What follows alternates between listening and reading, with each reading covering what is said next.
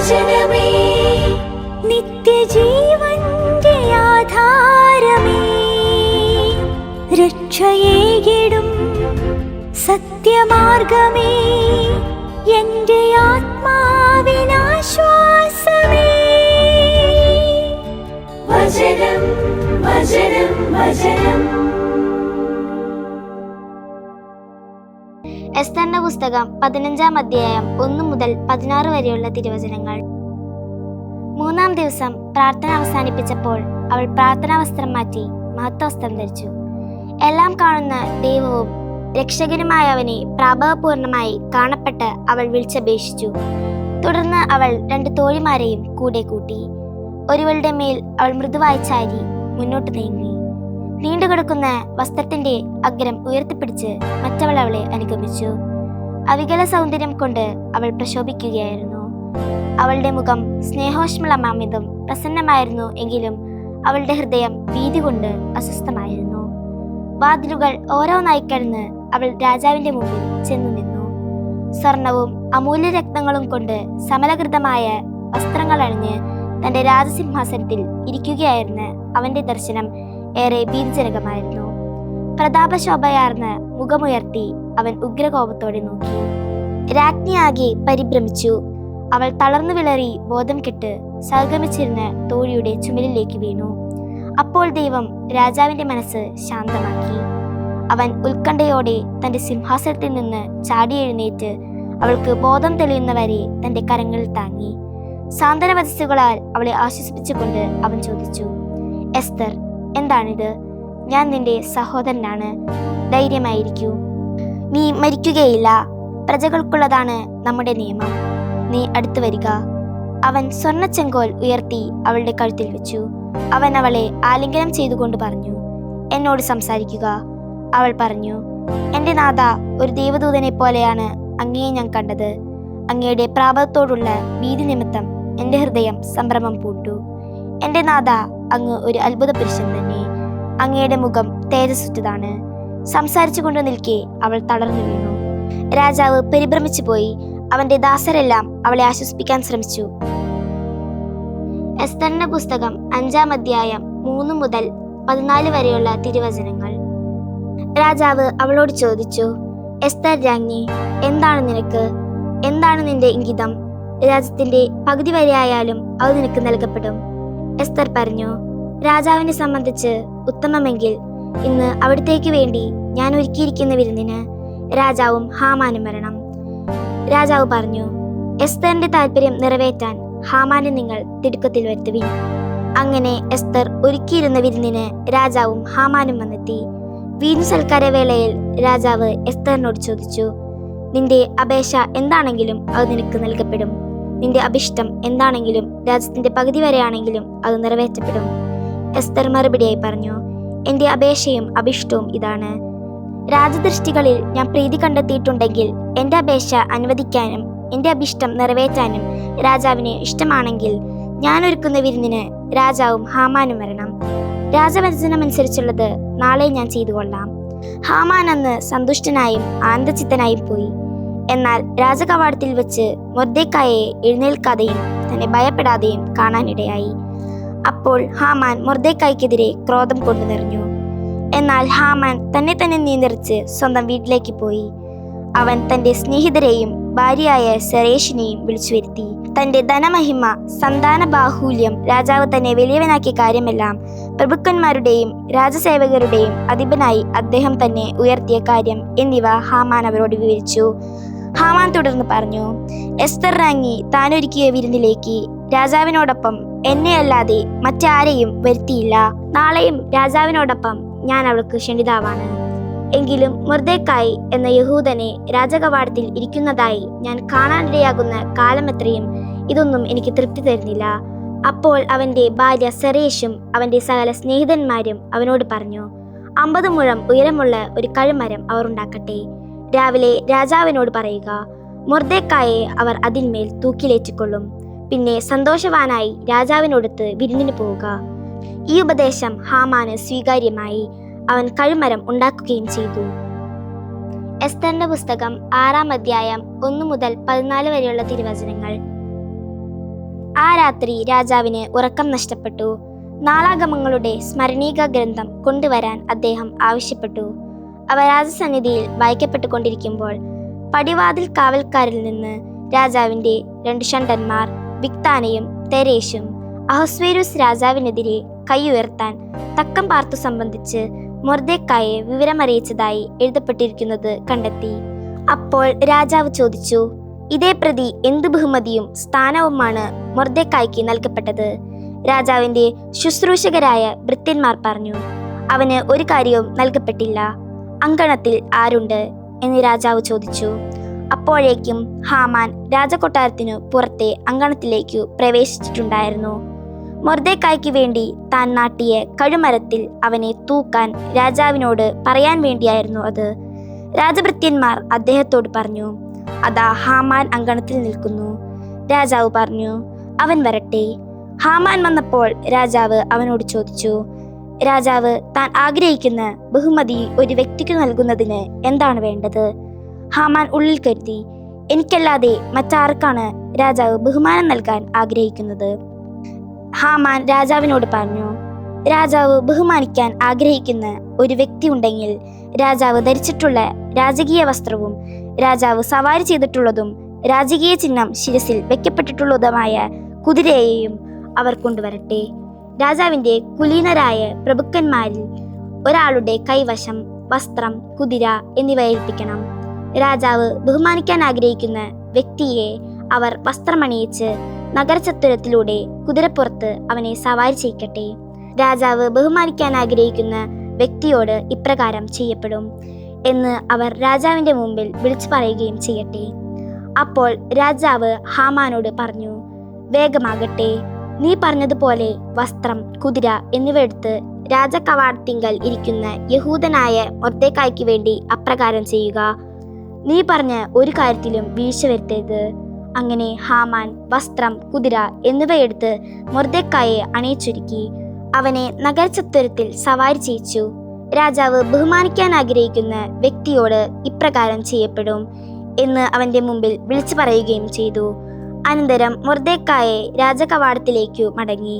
ഹാമാനാകട്ടെ വിലപിച്ചുകൊണ്ടും തല മൂടിക്കൊണ്ടും സ്വഭവനത്തിലേക്ക് തന്ത്രപ്പെട്ടോടി. തനിക്കു സംഭവിച്ചതെല്ലാം ഹാമാൻ തന്റെ ഭാര്യയായ സെറേഷിനോടും എല്ലാം സ്നേഹിതരോടും വിവരിച്ചു. അപ്പോൾ അവന്റെ ജ്ഞാനോപദേഷ്ടാക്കളും ഭാര്യ സെറേഷും അവനോട് പറഞ്ഞു, നീ ആരുടെ മുമ്പിൽ വീഴാൻ തുടങ്ങിയിരിക്കുന്നുവോ ആ മൊർദെഖായി യഹൂദരുടെ സന്തതിയിൽപ്പെട്ടവനാണെങ്കിൽ അവനെതിരെ നീ പിടിച്ചു നിൽക്കുകയില്ല. നീ അവന്റെ മുമ്പിൽ പാടെ വീഴും, തീർച്ച. അവർ അവനുമായി സംസാരിച്ചിരിക്കുമ്പോൾ തന്നെ രാജാവിന്റെ ഷണ്ഡന്മാർ ഹാമാനെ സമീപിച്ച് എസ്തർ ഒരുക്കിയിരുന്ന വിരുന്നിനായി കൊണ്ടുപോകാൻ തിടുക്കം കൂട്ടി. ജെറേമിയ പ്രവാചകന്റെ പുസ്തകം 34-ാം അധ്യായം. ബാബിലോൺ രാജാവ് നബൂഖദ്നേസറും അവന്റെ സകല സൈന്യവും അവന്റെ അധികാരപരിധിയിലുള്ള ദേശത്തെ സകല രാജ്യങ്ങളും ജനങ്ങളും ജെറുസലേമിനും അതിലെ എല്ലാ നഗരങ്ങൾക്കും എതിരായി യുദ്ധം ചെയ്തുകൊണ്ടിരിക്കുമ്പോൾ ജെറേമിയായ്ക്ക് കർത്താവിൽ നിന്നുണ്ടായ വചനം ഇപ്രകാരമായിരുന്നു. ഇസ്രായേലിന്റെ ദൈവമായ കർത്താവ് ഇങ്ങനെ അരുൾ ചെയ്യുന്നു, ചെന്ന് യൂദ രാജാവായ സെദേക്കിയായോട് സംസാരിക്കുക. അവനോട് നീ പറയണം, കർത്താവ് ഇങ്ങനെ അരുൾ ചെയ്യുന്നു, ഇതാ ഞാൻ ഈ നഗരം ബാബിലോൺ രാജാവിന്റെ കയ്യിൽ ഏൽപ്പിക്കുകയാണ്. അവൻ അത് അഗ്നിക്കിരയാക്കും. നീ അവന്റെ കയ്യിൽ നിന്ന് രക്ഷപ്പെടുകയില്ല. എന്തെന്നാൽ നീ തീർച്ചയായും പിടിക്കപ്പെടും, അവന്റെ കയ്യിൽ ഏൽപ്പിക്കപ്പെടും. നിന്റെ നയനങ്ങൾ ബാബിലോൺ രാജാവിന്റെ നയനങ്ങളെ കാണും. അവൻ നിന്നോട് നേരിൽ സംസാരിക്കും. നീ ബാബിലോണിലേക്ക് പോകും. എന്നിരുന്നാലും യൂദരാജാവായ സെദെക്കിയ, നീ കർത്താവിന്റെ വചനം കേൾക്കുക. കർത്താവ് നിന്നെക്കുറിച്ച് ഇങ്ങനെ അരുൾ ചെയ്യുന്നു, നീ വാളാൽ മരിക്കുകയില്ല, നീ സമാധാനത്തോടെ മരിക്കും.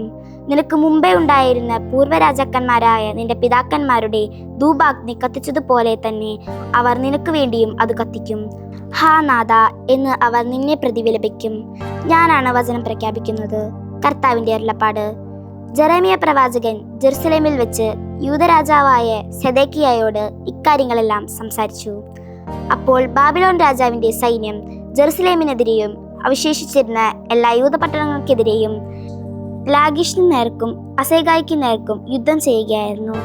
എന്തെന്നാൽ യൂദ പട്ടണങ്ങൾ കെട്ടുറപ്പുള്ള നഗരങ്ങളായി അവശേഷിച്ചത് ഇവയായിരുന്നു. ജെറുസലേമിലെ എല്ലാ ജനങ്ങൾക്കും സ്വാതന്ത്ര്യം വിളംബരം ചെയ്യാൻ സെദേക്കിയ രാജാവ് അവനുമായി ഒരു ഉടമ്പടി ചെയ്തതിനു ശേഷം ജെറേമിയായുടെ നേർക്ക് കർത്താവിൽ നിന്ന് വചനമുണ്ടായി. ആരും യഹൂദനായ തൻ്റെ സഹോദരനെ കൊണ്ട് ദാസവേല ചെയ്യിക്കാണ്ടിരിക്കേണ്ടതിന് ഓരോരുത്തരും ഹെബ്രായ ദാസനെയും ഹെബ്രായ ദാസിയെയും സ്വതന്ത്രരായി വിട്ടയക്കാനായിരുന്നു അത്. തങ്ങളുടെ ദാസിദാസന്മാരെ ഇനിയും അവരെ കൊണ്ട് ദാസവേല ചെയ്യിക്കാതെ സ്വതന്ത്രരായി വിട്ടയക്കണമെന്ന് കേട്ടപ്പോൾ ഉടമ്പടിക്കെത്തിയ ജനവും നേതാക്കളും അനുസരിക്കുകയും വിട്ടയക്കുകയും ചെയ്തു. അതിനുശേഷം അവർ മനസ്സുമാറ്റി തങ്ങൾ സ്വതന്ത്രരായി വിട്ടയച്ച ദാസിദാസന്മാരെ തിരികെ കൊണ്ടുവന്ന് ദാസിദാസന്മാരായി അധീനപ്പെടുത്തി. അപ്പോൾ കർത്താവിൽ നിന്ന് ജെറേമിയായ്ക്ക് ഇപ്രകാരം കർത്തൃവചനം ഉണ്ടായി. ഇസ്രായേലിന്റെ ദൈവമായ കർത്താവ് ഇങ്ങനെ അരുൾ ചെയ്യുന്നു: നിങ്ങളുടെ പിതാക്കന്മാരെ ഈജിപ്ത് ദേശത്തിൽ നിന്ന് ദാസ്യഭവനത്തിൽ നിന്ന് പുറത്തു കൊണ്ടുവന്ന ദിവസം അവരുമായി ഞാൻ ഇപ്രകാരം ഒരു ഉടമ്പടി ചെയ്തു. നിനക്ക് സ്വയം വിൽക്കുകയും 6 വർഷം നിന്നെ സേവിക്കുകയും ചെയ്ത ഹെബ്രായ സഹോദരനെ നിങ്ങൾ ഓരോരുത്തരും 7-ാം വർഷത്തിന്റെ അന്ത്യത്തിൽ വിട്ടയക്കണം. നിന്റെ പക്കൽ നിന്ന് അവനെ സ്വതന്ത്രനായി വിട്ടയക്കണം. എന്നാൽ നിങ്ങളുടെ പിതാക്കന്മാർ എന്നെ അനുസരിക്കുകയോ തങ്ങളുടെ ചെവി ചായ്ക്കുകയോ ചെയ്തില്ല. ഇക്കാലത്ത് നിങ്ങൾ അനുദപിച്ച് ഓരോരുത്തരും തൻ്റെ സഹോദരനു സ്വാതന്ത്ര്യം പ്രഖ്യാപിച്ചുകൊണ്ട് എൻ്റെ നയനങ്ങളിൽ നേരായത് പ്രവർത്തിച്ചു. എൻ്റെ മുൻപിൽ എൻ്റെ നാമം പേറുന്ന ആലയത്തിൽ വെച്ച് നിങ്ങൾ ഒരു ഉടമ്പടി ചെയ്തു. എന്നാൽ പിൻവാങ്ങിക്കൊണ്ട് നിങ്ങൾ എൻ്റെ നാമത്തെ അവഹേളിച്ചു. അവരുടെ ആഗ്രഹത്തിനൊത്ത് നിങ്ങൾ ഓരോരുത്തരും സ്വതന്ത്രരായി വിട്ടയച്ച ദാസിദാസന്മാരെ നിങ്ങൾ തിരികെ കൊണ്ടുവന്ന് നിങ്ങൾക്ക് ദാസന്മാരും ദാസികളുമായി തീരാൻ അവരെ അധീനതയിലാക്കി. ആകയാൽ കർത്താവ് ഇങ്ങനെ അരുൾ ചെയ്യുന്നു: ഓരോരുത്തരും തൻ്റെ സഹോദരനും തൻ്റെ അയൽക്കാരനും സ്വാതന്ത്ര്യം പ്രഖ്യാപിക്കും വിധം നിങ്ങൾ എന്നെ അനുസരിച്ചില്ല. ഇതാ ഞാൻ നിങ്ങൾക്ക് സ്വാതന്ത്ര്യം പ്രഖ്യാപിക്കുകയാണ്. വാളിലേക്കും പകർച്ചവ്യാധിയിലേക്കും ക്ഷാമത്തിലേക്കും കർത്താവിൻ്റെ അരുളപ്പാട്. നിങ്ങളെ ഞാൻ ഭൂമിയിലെ സകല രാജ്യങ്ങൾക്കും ബീഭത്സ വസ്തുവാക്കി മാറ്റും. എൻ്റെ മുമ്പിൽ തങ്ങൾ ചെയ്ത ഉടമ്പടിയുടെ വചനങ്ങൾ ഉയർത്തിപ്പിടിക്കാതെ എൻ്റെ ഉടമ്പടി മറികടന്നയാളുകളെ തങ്ങൾ എന്തിനെ 2ആയി വെട്ടിപ്പിളർന്ന് കഷ്ണങ്ങൾക്കിടയിലൂടെ കടന്നുവോ ആ കാളക്കുട്ടിയെ പോലെയാക്കും. കാളക്കുട്ടിയുടെ കഷ്ണങ്ങൾക്കിടയിലൂടെ കടന്നുപോയ യൂദപ്രഭുക്കളെയും ജെറുസലേം നേതാക്കളെയും ഷണ്ഡന്മാരെയും പുരോഹിതന്മാരെയും ദേശത്തെ സകല ജനത്തെയും അവരുടെ ശത്രുക്കളുടെ കയ്യിലും അവരുടെ ജീവൻ തേടുന്നവരുടെ കയ്യിലും ഞാൻ ഏൽപ്പിക്കും. അവരുടെ മൃതശരീരം ആകാശപ്പറവയ്ക്കും ദേശത്തെ മൃഗത്തിനും ഭക്ഷണമായി തീരും. യൂദരാജാവായ സെദേക്കിയായെയും അവൻ്റെ പ്രഭുക്കന്മാരെയും അവരുടെ ശത്രുക്കളുടെ കയ്യിലും അവരുടെ ജീവൻ തേടുന്നവരുടെ കയ്യിലും നിങ്ങളിൽ നിന്ന് പിൻവാങ്ങിയ ബാബിലോൺ രാജാവിൻ്റെ സൈന്യത്തിൻ്റെ കയ്യിലും ഞാൻ ഏൽപ്പിച്ചു കൊടുക്കും. ഇതാ ഞാൻ കൽപ്പിക്കുന്നു, അവരെ ഈ പട്ടണത്തിലേക്കു ഞാൻ തിരിച്ചു കൊണ്ടുവരും. അവർ ഇതിനെതിരെ യുദ്ധം ചെയ്ത് ഇത് കീഴടക്കി അഗ്നിയിൽ ദഹിപ്പിക്കും. ഞാൻ യൂദനഗരങ്ങളെ നിവാസികളില്ലാതെ ശൂന്യമാക്കി തീർക്കും. കർത്താവിന്റെ അരുളപ്പാട്. വിശുദ്ധ പൗലോസ് ലീഹ റോമായിലെ സഭയ്ക്കെഴുതിയ ലേഖനം, അധ്യായം 5. ആകയാൽ വിശ്വാസത്താൽ നീതിമത്കരിക്കപ്പെട്ട നാം നമ്മുടെ കർത്താവായ യേശുക്രിസ്തു വഴി ദൈവവുമായി സമാധാനത്തിലായിരിക്കുന്നു. നാം വന്നു നിൽക്കുന്ന ഈ കൃപയിലേക്ക് അവൻ മൂലം വിശ്വാസത്താൽ നമുക്ക് പ്രവേശനം ലഭിച്ചിരിക്കുന്നു. ദൈവമഹത്വത്തിൽ പങ്കുചേരാമെന്ന പ്രത്യാശയിൽ നാം അഭിമാനിക്കുന്നു. മാത്രമല്ല, നമ്മുടെ കഷ്ടതകളിലും നാം അഭിമാനിക്കുന്നു.